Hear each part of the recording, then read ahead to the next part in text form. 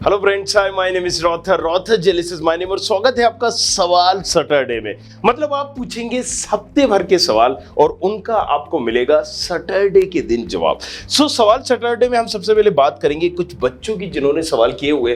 तो हम यहाँ पर बात करते हैं बाबा साहेब जाधव की, एरोनॉटिकल इंजीनियरिंग में सीईटी होने चाहिए या नहीं होना चाहिए। सीईटी होना चाहिए या नहीं होना चाहिए, ये आउट ऑफ बॉक्स क्वेश्चन है। मतलब सीईटी का क्या मतलब है, मैं फिर बोल चुका हूं आपसे, फुल फॉर्म में पूछा करो। सीईटी से मुझे खुद समझ में नहीं आ रहा है कि एरोनॉटिकल इंजीनियरिंग में सीईटी होने चाहिए या नहीं होना चाहिए। तो that's I am unable to understand. Elina बात कर रही है, ma'am on your choice which is better, aeronautical engineering और BSc in aviation, which has more job vacancy। Obviously अगर हम बात करते हैं एरोनॉटिकल इंजीनियरिंग की, तो यहाँ पर कहीं ना कहीं अगर आप जॉब अपॉर्चुनिटीज की बात करोगे तो ज़्यादा है as compare to BSc aviation. But आप क्योंकि एक लड़की हो, राइट, तो यहाँ पर क्या होता है कि चकाचौंध वाली लाइफ है। मतलब जो दिखता है वो बिकता है। यहाँ पर स्किल्स वगैरह नहीं चाहिए होते हैं, राइट। यहाँ पर क्या चाहिए होती है, एक पर्सनालिटी चाहिए होती है, एक आपकी फिजिक्स चाहिए होती है, एक आपकी खूबसूरती चाहिए होती है। आप इसको ऐसे समझिए। तो अगर आप लड़की हो तो आपके लिए बेटर ऑप्शंस ये है एरोनॉटिकल इंजीनियरिंग से। बट यस, अगर आप एक लड़के हो और आप जॉब अपॉर्चुनिटीज देख रहे हैं तो आपके लिए एरोनॉटिकल इंजीनियरिंग। तो देखिए, कुछ जो ब्रांचेस होती है ना, स्पेसिफिक होती हैं। बॉयज़ और गर्ल्स में अगर आप हो तो यहाँ पर जाना चाहिए। तो आपने क्यों देखा कि मैकेनिकल इंजीनियरिंग में बहुत कम लड़कियाँ जाती हैं, सिविल में बहुत कम जाती हैं, क्योंकि कंस्ट्रक्शन से रिलेटेड वर्क होता है, अलग अलग जगह जाना होता है, राइट। आपको यहाँ वहाँ घूमना होगा, फील्ड पे वर्क करना होगा। बट कंप्यूटर साइंस में उल्टा होता है। आप देखोगे कि वहाँ गर्ल्स आपको बहुत मिलेंगी।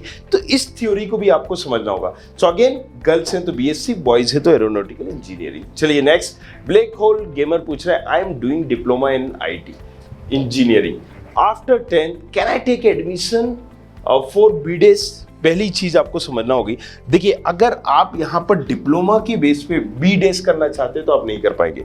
बीडेस क्या है, एक बैचलर डिग्री है और ये डिजाइन से रिलेटेड है, राइट। सो अगर आप डिजाइनिंग का कोई भी कोर्स करना चाहते हैं तो आपको ये 12th के बाद ही कर पाओगे आप, राइट। सो यहाँ पर एलिजिबिलिटी क्या होती है, 12th। तो 12th के बाद आप इसमें जाना कर सकते हो। बट यस, अगर आपको मान लीजिए जैसे इंजीनियरिंग करना है तो आप डायरेक्टली सेकेंड ईयर में कर सकते हो इंजीनियरिंग। सो हर जैसे बीएससी एविएशन भी होता है, इसी तरह से इंजीनियरिंग में एरोनॉटिकल भी है। सो आपको ये देखना होगा कि इंजीनियरिंग की फील्ड में जाना है तो यस, आप जा सकते हो।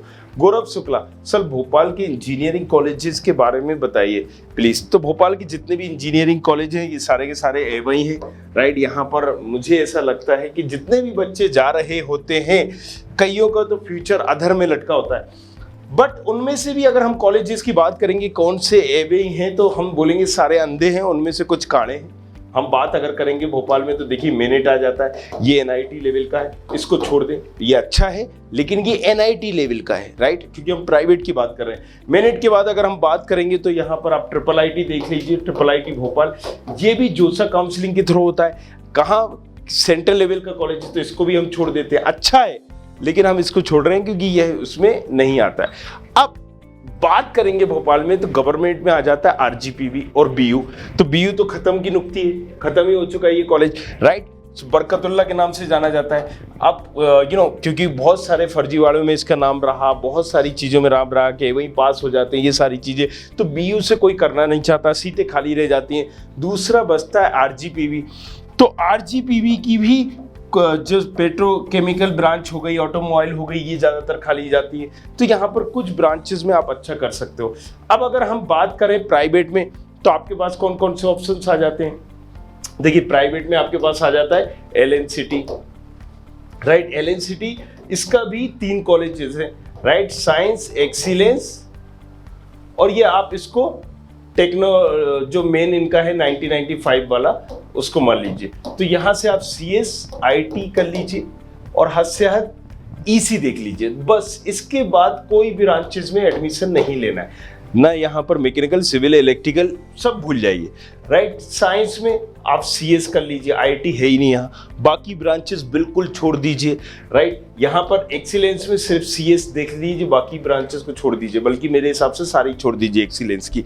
अगर आप एक अच्छा कॉलेज चाह रहे हो तो सो एक्सीलेंस की कोई ब्रांच नहीं, राइट। और हाँ, पार्ट टाइम करना चाह रहे हो तो वही तो इतनी फीस दे के आप इनमें क्या कर लोगे। यहां पर मैंने आपको बताया हद से हद कोई ब्रांच ले सकते हो अगर आप तो ईसी ले लीजिए, दैट्स इट। इसके अलावा आपको कुछ नहीं लेना है, ऑप्शनल रखी हुई है। अब हम बात करते हैं ओरिएंटल की। ओरिएंटल यहां पर आ जाता है, राइट। ये भी 1995 वाला है। दूसरा है ठकराल, राइट। सो ये जो है 2006 है, 2007 है, इस तरीके से ये बने हुए कॉलेजेस।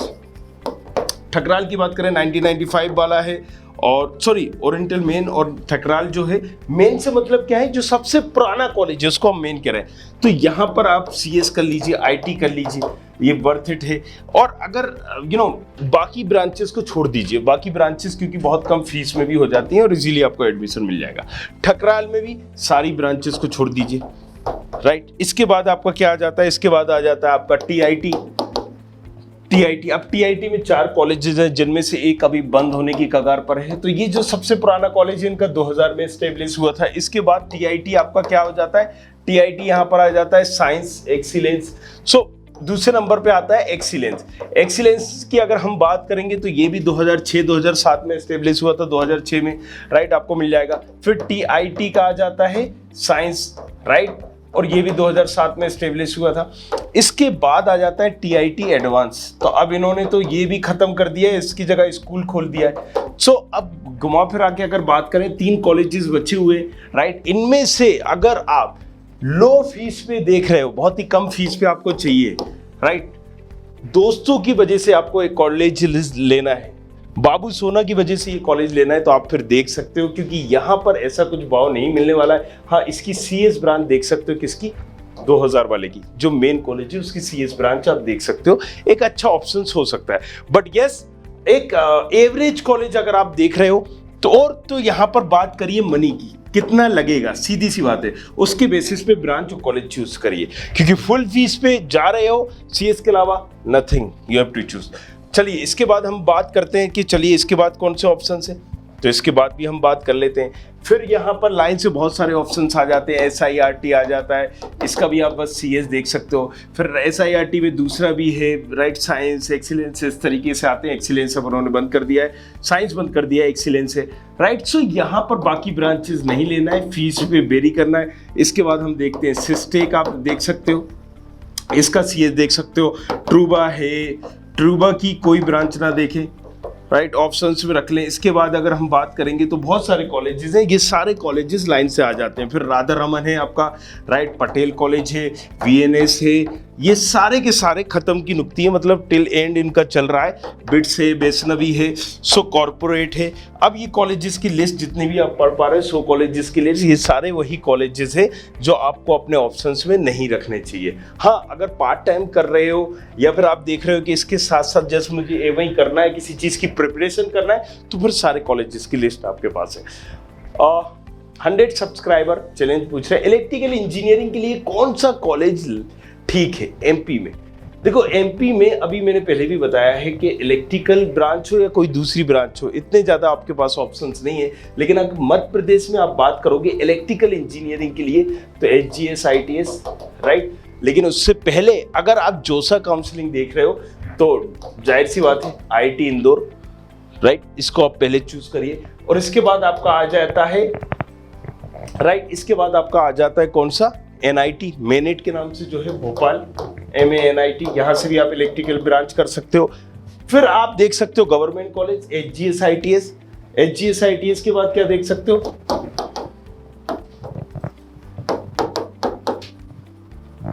अब आप गवर्नमेंट कॉलेज देखिए, है ना, गवर्नमेंट कॉलेज में कौन सा आता है, HGS ITS, ये क्या है, इंदौर। फिर आपका कौन सा आ जाता है यहाँ पर, DAV इंदौर, इलेक्ट्रिकल ब्रांच के लिए। यहाँ पर इलेक्ट्रिकल नहीं होती, एग्जैक्टली आपको समझना होगा कि कौन सी ब्रांच होती है। कई जगह पर देखो आपको एक EC और ET में भी फर्क समझना होगा। बहुत सारी जगह आपको टेली कम्युनिकेशन मिलेंगी, इलेक्ट्रॉनिक कम्युनिकेशन की जगह DAV भी, राइट। इसके बाद आप कौन सा देख सकते हो, JEC Jabalpur, MITS, Madhav, RGPV and that's it. इसके बाद कुछ नहीं। ये कॉलेजेस के आप ऑप्शंस लेके चल सकते हो। विवेक, लेटर एंट्री के थ्रू एडमिशन का क्या प्रोसेस होता है, please tell me. Lateral entry के थ्रू भी प्रोसेस सिंपल है। काउंसलिंग होती है और उसमें आपको बैठना होता है, अपियर होना होता है और फिर काउंसलिंग के आधार पर जो आपका CGPA एक तरह से समझिए, जो भी आपने डिप्लोमा में, आपकी ग्रेजुएशन में XYZ आपका परसेंटेज बना है, उसके आधार पे आपको एडमिशन मिलता है। क्योंकि लेटर एंट्री का ऐसा डेडिकेटेड कोई एग्जाम नहीं होता है, जो परसेंटेज आपने डिप्लोमा में लिए उसके आधार पे होता है। गौरव, मेरा 12th में 53 है, तो एडमिशन तो हो सकता है ना? यस, हो सकता है। क्योंकि रूल क्या कहता है, 50% है अगर भैया, क्या है, 50% है अगर भैया तुम्हारे फिजिक्स केमिस्ट्री मैथ में, तो तुम एलिजिबल हो इंजीनियरिंग करने के लिए। बट अब मुझे NIT भोपाल चाहिए या HGSITS चाहिए, तो वो उस एग्जाम की रैंक के बेसिस पे होंगे। लेकिन तुम यहां इंजीनियरिंग कर पाओगे, एडमिशन तुम्हारा हो जाएगा, बहुत सारे कॉलेजेस में हो जाएगा, राइट। और अगर कोई कमजोर ब्रांच लोगे तो अच्छे कॉलेजेस में भी हो जाएगा। तो 50% पे जनरल वालों के लिए, और जहां अगर हम बात करें बैकवर्ड के लिए, SC ST OBC के लिए, तो उनका तो 45% पे भी हो जाता है। तो आप एलिजिबल हो, आपका इजीली हो जाएगा। चलिए, Vishal Singh, I am a polytechnic student of 2nd semester, I want to take admission in KGMU for diploma, can I cancel my admission?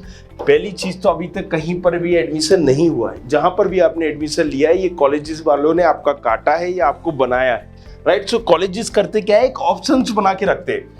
एक एडमिशन की प्रक्रिया, एक टाइम होता है। देखिए, उसमें क्या होता है कि काउंसलिंग होती है। काउंसलिंग कौन कराता है? या तो गवर्नमेंट कराती है, या अगर वो यूनिवर्सिटी है तो वो खुद कराती है। उसका एक टाइम होता है, राइट। सो अभी काउंसलिंग चालू ही नहीं हुई है, तो कॉलेजेस वाले क्या करते हैं कि आपका एडमिशन अपने बिहाफ पे कर देते हैं, मतलब बोल देते हैं, करते नहीं है, बोल देते हैं और वेट कर रहे होते हैं काउंसलिंग का। जब काउंसलिंग स्टार्ट होगी तब हम आपका जो भी आपने डिटेल दी है वो हम काउंसलिंग के थ्रू भरेंगे और आपका एडमिशन कर देंगे। बट यहाँ पर आप ऑप्शंस बन जाते हो, तो अभी आपका एडमिशन हो ही नहीं है तो कैंसिल की बात ही नहीं होती। यस, अगर आप पुराना, अच्छा 2nd सेमेस्टर में, ये पूछ रहे हैं कि सॉरी माफ करिएगा मुझे, 2nd सेमेस्टर में ऑलरेडी, तो 2nd सेमेस्टर में इसका मतलब ये है कि 1 साल इनका हो चुका है, अब ये चेंज करना चाहते हैं। तो इन दैट केस आपको NOC चाहिए होगा। NOC क्या होता है? No objection certificate. मतलब कॉलेज अगर आपको ये दे देता है कि मुझे कोई आपत्ति नहीं है, और नो ऑब्जेक्शन सर्टिफिकेट कब मिलेगा आपको? जब आप कॉलेज की फीस भर दोगे, राइट। थोड़ा सा ये आपको यही चीजें पूछेंगे कि भैया मुझे फीस दो तभी हम देंगे, ये सारी चीजें। कई कॉलेज क्या होते हैं कि अगर गवर्नमेंट होते हैं तो वो इजीली दे देते हैं, उनको इतना ज्यादा मतलब नहीं होता। तो कॉलेज टू कॉलेज डिपेंड करता है, बट NOC आपको मिल जाएगी, आप दूसरी जगह स्विच कर सकते हो। Marsi Rao, can I do MCA after doing BCom? देखिए, अब मैं आपको यहाँ पर बता दूं, अगर आप मास्टर डिग्री करना चाहते हो, बहुत सारे लोग करके BCA करके जाते हैं, राइट, और फिर MCA करते हैं। BCom करके भी आप यूनिवर्सिटी लेवल के MCA कर सकते हो, उसकी भी डिटेल मैं नीचे प्रोवाइड कर दूंगा। चलिए,